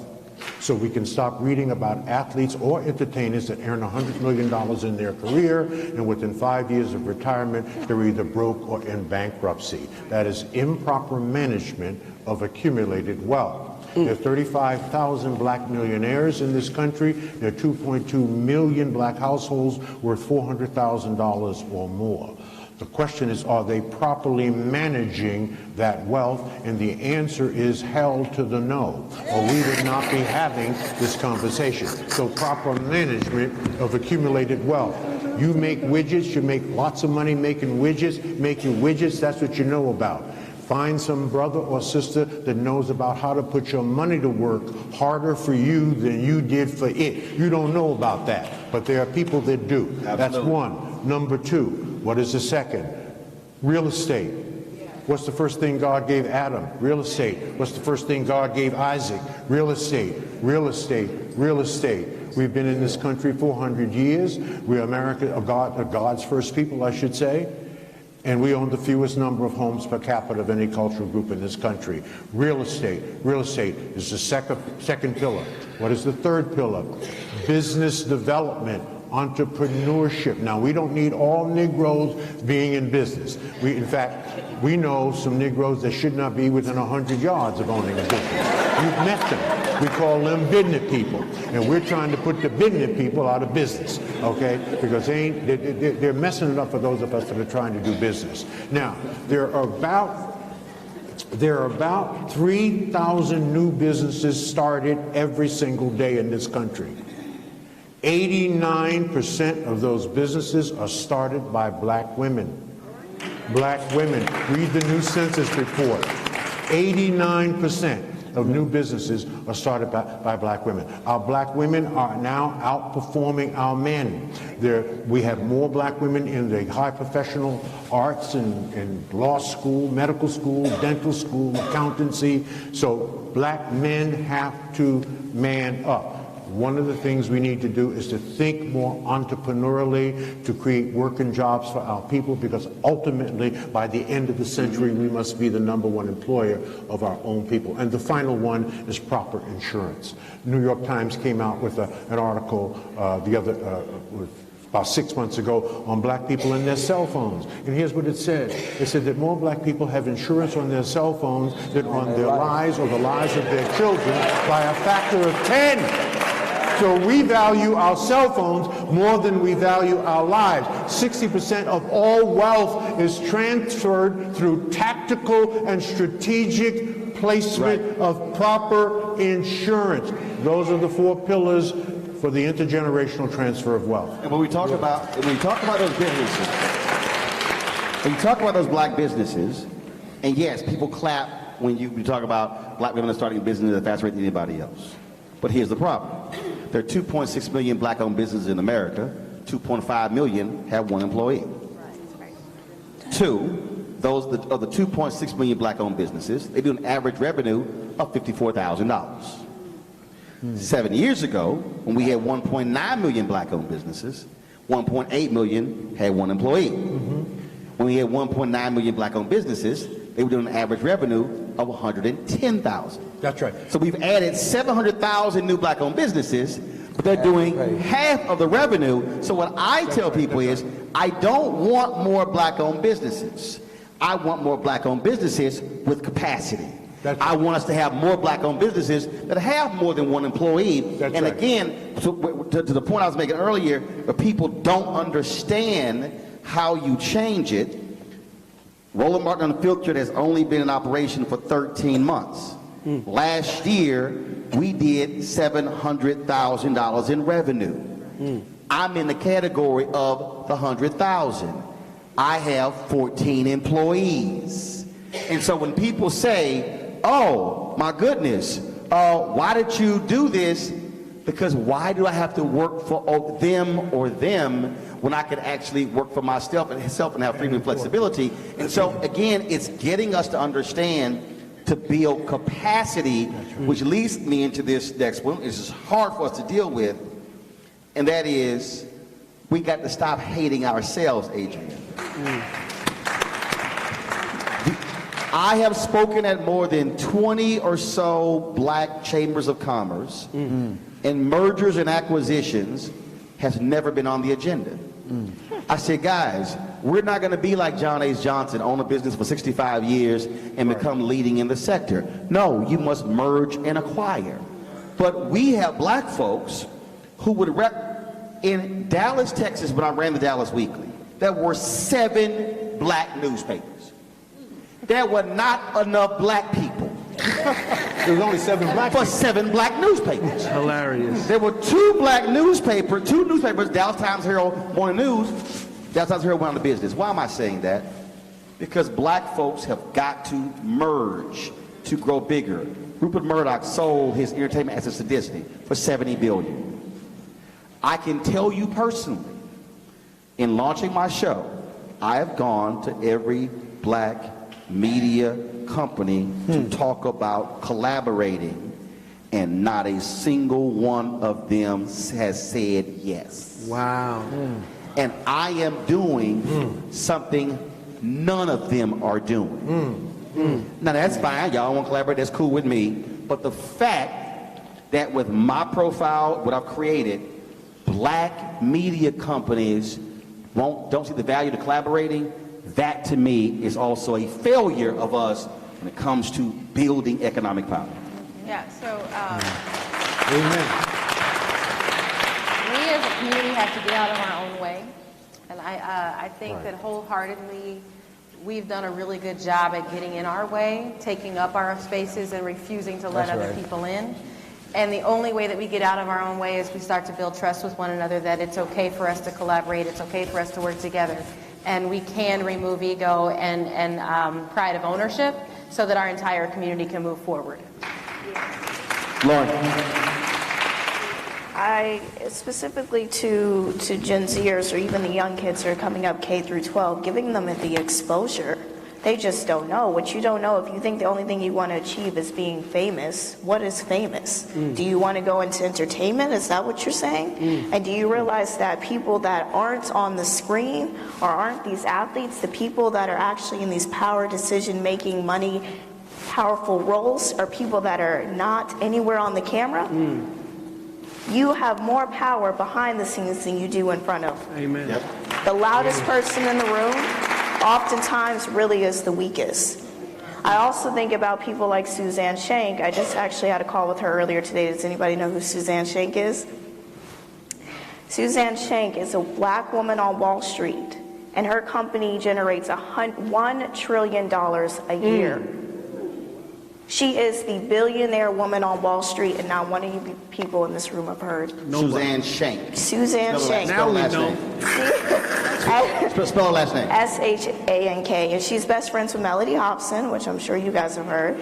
And she is a phenomenal lady. And her story, very similar to mine, came from Savannah, Georgia, went to school, went to Georgia Tech, ended up going to Wharton, et cetera, but she has made a name of herself on Wall Street.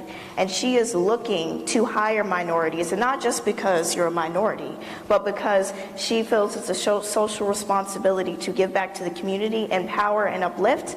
But the biggest problem she has, people aren't applying for her company. She can't do all the work on her own. Right. She's on Wall Street, so her candidates are not looking like minorities. Yep. And she can't go out across the entire country. So we have to instill and expose children K through 12 and what that is going to look like when they get to college and even after college. Brother Nuri, is also not all about, people might assume, oh, do yourself, bootstraps. We also have to deal with institutions. If you actually asked where is the greatest collection of black wealth, it actually exists among black public workers in terms of pension funds. Wow. Of the $1 trillion federal pension fund program, black folks only manage 100 million of that. Wow. BlackRock wrote the rules to benefit themselves. They control about 60% of that $1 trillion. Wow. When I went to the Treasury Department in 2010 under Obama, I sat in a meeting in one of the lunchrooms, and two brothers, and they said that minority firms outperformed white firms on the management of TARP funds. First thing I said was, does that mean minority folks get more money to manage? They went quiet. We, and this is, if you are a public worker, stand up. Okay, public worker meant you work for the city, the county, the state, the federal government. If you are a public worker, stand up. If you are a retired public worker, or current public worker, or former public worker, teacher, firefighter, y'all just figured out y'all public. Okay, you have worked for a government. No, stay standing. I'm trying to show you something. Okay, last one. If you've worked for a teacher, firefighter, for the city, the county, whatever, stand up. Now look around this room. You've just proven what I said. There are more people who work in the public sector than the folks sitting down. Every single one of you in the public who worked in the public sector, you have a pension fund. You should be asking your pension manager, how many black law firms are you using? How many black accounting firms are you using? How many black money managers are you using? You must be putting pressure on the state pension funds, because the state pension funds, Lauren will tell you, are the biggest investors on Wall Street. The same in federal. So black people we're sitting on wealth and not demanding black reciprocity in the management of your pension money. Wow. That, Brother Nuri, is something that we have to deal with, and there are people who've been trying to break those walls down, and they understand, to George's point, they know who controls the money, has the power, and we've been asleep at the wheel. Speak to that, and then I'm going to bring up the board chair for a comment, then final comments from our panel. Go. Well, the fact that currency is what money is called, coming from the same root word that current comes from. Come on. And current means power. Money is a source of power. So anytime that we get involved in economics that connect to an institution, we're trying to ask them to give us some power. And we'll find that you can go to the bank that you bank with, they'll give you an $80,000 loan for Escalade, a $250,000 loan for a plastic house, a $150,000 loan for education that won't work, but you go ask that same bank for a $10,000 small business loan and see what they tell you. Wow. Why won't they give you $10,000 for a small business loan when they'll give you $250,000 for a house that ain't worth nothing, a car that's going to be worth nothing after you drive it off the lot, and an education that hasn't proven to work? It's because they know that that business is warfare, and whenever you get involved in a collection of currency, you actually have power. So I agree with you. Those that have your funds or funds or pension funds with them, make them. A. Philip Randolph said he met with Franklin Delano Roosevelt, and after he stated the black plight and all that was there, look what Franklin Delano Roosevelt said to him as the president. He said, yeah, I agree with everything that you all have presented before me. And then he backed up and said, now make me do it. I'm telling you this, they're not going to do nothing for us unless we force them to do something for us. And the threat of a march in Washington in the 30s caused FDR to sign that executive order because he did not want 200,000 black folks coming to D.C. The threat of it made it sign it. So our unity is more powerful than a nuclear bomb.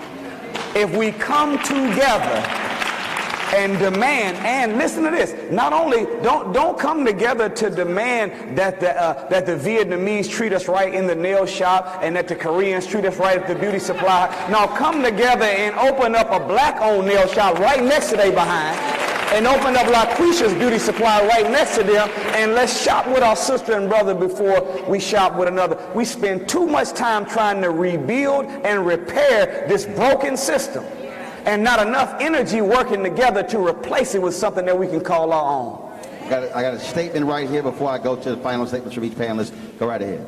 So first of all, Mike's not on. Is it on now? Bro. You got it? Girl, wait, give me the microphone. So first of all, thank you guys so much. I want to make sure that we do a couple of housekeeping things. One, we've got book signings. Roland Martin and Dr. Frazier have books that they'll be signing after the show. So make sure that you stop by. No, I ain't bring my books. I'm going to watch the game. Go ahead. I'm sorry. If y'all want my book, you can go to RolandMartin.com. I'll sign them. But I got to watch the Astros. They up 2-1. They sent some books? Oh, they sent some books? All right, I'm going to sign them in 10 minutes and I'm going to watch the game. Go ahead. Can I make a special Absolutely. offer to... Hold on, George. That's going to be your final comment. Okay, all Let right. her finish. Okay. That's fair enough. That's fair. So a few more housekeepings. You know that evaluations are very important. You see from tonight that this is due to your response, so make sure that you fill out your evaluation. If you've not already signed up for your road trip, our road trip to New York is already online at stewardspeakers.org, stewardspeakers.org. Please go online and sign up for the road trip. We just came back from New Orleans, and it was an amazing trip. If you missed it, you don't want to miss the next one. Also, if you have students that would be interested, sponsor a student. We're just talking about how we make sure K through 12 that the students have opportunities to see. Sometimes you don't know. If you don't see it, you can't believe it. So make sure they have an opportunity to go and see that historical trick. Next year, the next season, we will be doing electronic tickets. So you will have to be purchasing your tickets online. We want to make sure that you have all of your information. You'll go online and purchase your tickets. That's important because I know a lot of you are waiting for your paper tickets to be mailed. I don't know where Miss Cordelia is, but it's going to be electronic. We're not going to mail it this time, so make sure you guys let her know. February 26th and March 2nd. February 26th and March 2nd are the next two events. Ricky Smiley on February 26th and Ambassador Susan Rice on March the 2nd. Don't forget to get your tickets. We're going to turn it right over to Roland for our last remarks from our speakers before we go. I'm going to start first with final comment. Adrian. Yes, you. Yes, you. All right, so I think that the best that I can share with you is that our community only works when we all participate, and when we all participate, it should be everybody's goal to unify and to work collectively as a unit, which means we got a lot of work to do, but the work started, and it's important for everyone to show up the next time we invite. Brother Nuri. Thank you, sir. I would say this, that one of the things that we need to do in our community is change our language as when we address one another. Let's go back to that old time when we called each other brothers and sisters. Right. Because if I'm your brother and you're my sister, my son is your nephew and your daughter is my niece. That means every problem that we face becomes a family problem. When we see each other as brothers and sisters and each of our children as nieces and nephews, we go back to that ancient African axiom that made us produce the pyramid builders and those that built the Nile Valley civilization, Timbuktu, and the city of Atlantis. It takes a village to raise a child.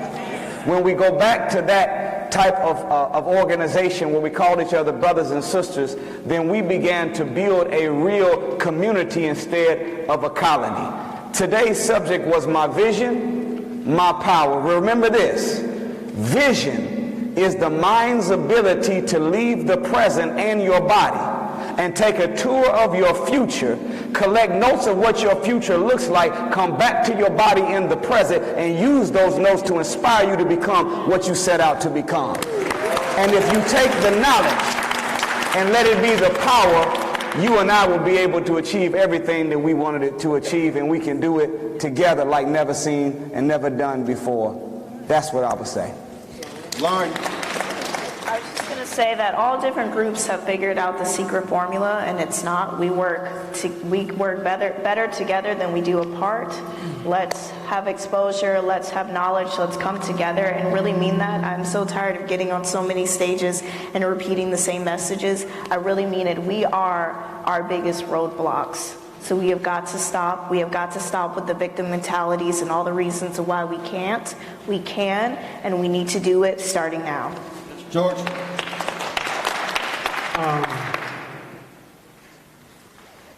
To my sisters, I just want to say to you from my heart and very simply, if you can't build with them, don't chill with them. It ain't supposed to be free. That's right. Remember that. Number two, to all of our brothers and sisters, our charge is very simple. Don't make it complicated. It's simple. Our charge is we must learn, earn, and return. We have a lot of us learning, a lot of us earning, but not enough of us are returning. And therein lies the problem. White folks ain't saving us. We will be saving us. Wherever black people will go into the 21st century, it will be because black people will take them there. Now, we will have allies, but fundamentally, God helps those who help themselves. Amen. Okay?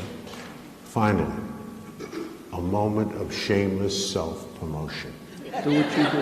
Yes, I am selling a book, but the book is free. My signature is $30.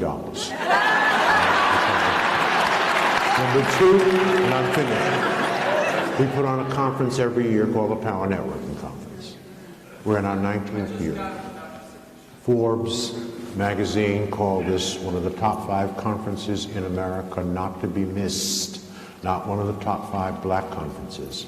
One of the top 5 of all the conferences put on in this country not to be missed. We cover only 2 things for 96 hours. Boyce Watkins will be with us next year. Damon John was with us this year, et cetera, et cetera. It's bad to the bone. We only cover 2 things, business and money. And we unpack the 4 pillars for the intergenerational transfer of wealth so that you will leave there on Sunday and start doing the things we instruct you and train you how to do on Monday. The conference is not inexpensive. An adult registration is $1,500. We sell out every year. A student registration is $800. We encourage it. All conferences should be conferencing with young people, especially millennials and Gen Y? Is Gen X? Gen Z. Gen Z. So it's a 20. Hold on. I'm going to give them a deal. Yeah. Give them a deal. No, hold on. I'm going to give them a deal. If you actually start your own business, even if it's the Inc. or LLC, it's a tax write-off, your conference. That's a deal. That's right. That's exactly right. So it's a $2,400 package for a young person and an adult. I want to reduce that to $499. So what is that? That's a $2,000, $1,900 For people in the room. Right? For people in the room. No, just for people in the room. Not the live stream, the people in the live room. stream. Thank you. See, I'm trying to help you out. I love you. Thank you for saying that. I forgot you were live streaming it. No, it's not for you. It's only for the people in the room. Now, it's only good until I leave here after I finish selling my 20 books, okay? I'm out of here. So it's $499 for a young person 17 to 25 and an adult. That's a $1,900 discount because you were smart enough to be with Stewart speakers, with Roland and myself and Reverend D. Reverend Run. Not Reverend D. Reverend Run. That's Run DMC. Right. I got it all. All right. And I live in Cleveland where the Rock and Roll Hall of Fame was. All right. My man. So that is $499. You got it. And that's out in the lobby. The books are being sold. Reverend Run. I just go in with a rhyme. Preach on a Sunday, rap on a Monday. Y'all do what Run say to get better one day. Just because Rev Run rocks a collar, don't mean I can't make a dollar. Y'all holler. Let me first say this before I give my closing argument. I need you to put your hands together for the Stewart brothers. As well as their staff, their board, the leadership, because there are a lot of people who will say, man, that's just a bunch of talk.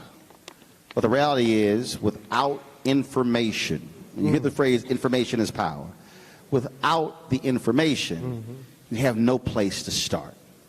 And so these forums are critically important. The reason last year when I moderated, we streamed it last year. The reason we wanted to stream it this year, because we wanted to move it out of the room, because there's somebody in another city, they don't have a Stewart Brothers. They don't have black folks who care enough about their people to be able to share this kind of information.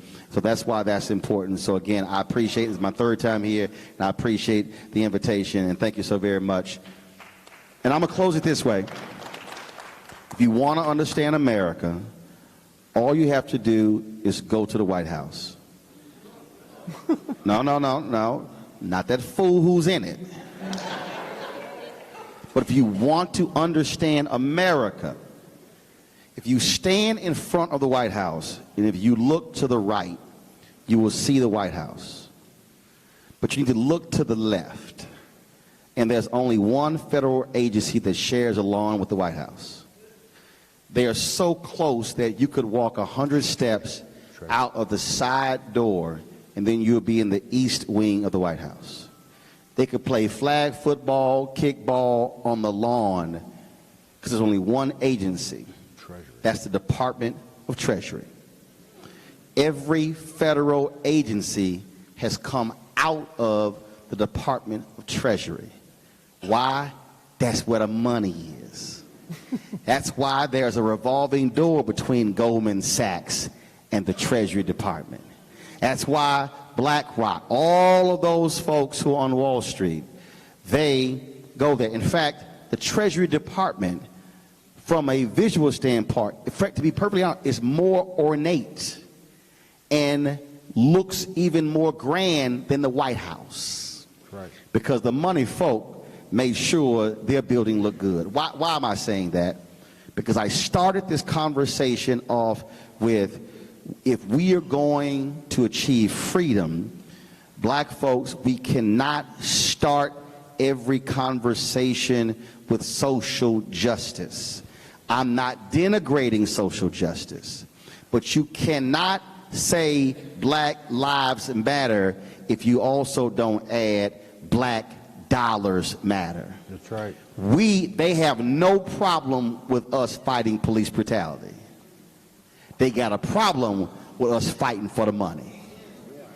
And when we start fighting for the money, and when we use the power of the public workers to demand black folks are managing pension funds, and we use our power and tell the ad agencies that if we're watching 70+ hours, damn it, y'all got to make sure that black firms and black media companies are getting the ad dollars. If we use our power to flex our economic muscle like Operation Breadbasket did, like Reverend Jackson has done, like Dr. King did, then America will be scared to death of us. And why is this important? This is my last point. We are 24 years away from America becoming a nation that's majority people of color. Which means that if we continue the current trend educationally and economically, black people in the United States will look the same as black people in South Africa, where we will combine with Latinos and Asians be the majority, but we will be dragging from the back economically. Whites own 9%, there are 9% of whites in South Africa, they own 72% of the land. We need to understand white folks have played the money game. If you want to change America, show me the money. And when you start talking money, folk look at you differently. I want our activists fighting for our social rights, but I need our money people fighting for economic rights. And Frederick Douglass said, power concedes nothing without a demand, and you must agitate, agitate, agitate. And I'm saying, show me the damn money. Amen.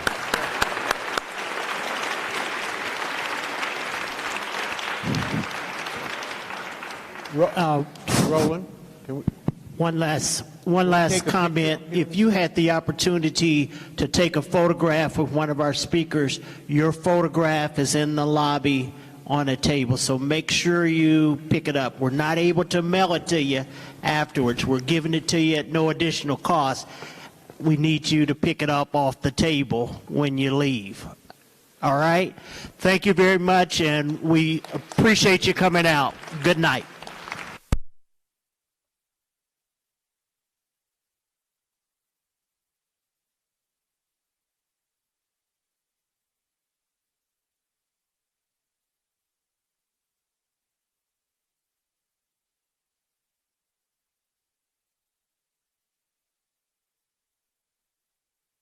You want to check out Roland Martin Unfiltered? YouTube.com/Roland S. Martin. And subscribe to our YouTube channel. There's only one daily digital show out here that keeps it black and keep it real. It's Roland Martin Unfiltered. See that name right there? Roland Martin Unfiltered. Like, share, and subscribe to our YouTube channel. That's YouTube.com/Roland S. Martin. And don't forget to turn on your notifications so when we go live, you'll know it. Hey everybody, this is your man Fred Hammond, and you're watching Roland Martin, my man, Unfiltered. Hi, this is Essence Atkins, and you're watching Roland Martin Unfiltered. Hey, yo, Peace World, what's going on? It's the Love King of R&B, Raheem Devon, and you're watching Roland Martin Unfiltered. Hi, my name is Brescia Webb, and you're watching Roland Martin Unfiltered. Ow. Well, I like a nice filter usually, but we can be unfiltered. What's going on? This is Tobias Trevelyan. And if you're ready, you are listening to and you are watching Roland Martin Unfiltered. What's up? I'm Lance Gross, and you're watching Roland Martin Unfiltered. Hi, this is Cheryl Lee Ralph, and you are watching Roland Martin Unfiltered. I mean, could it be any other way? Really? It's Roland Martin.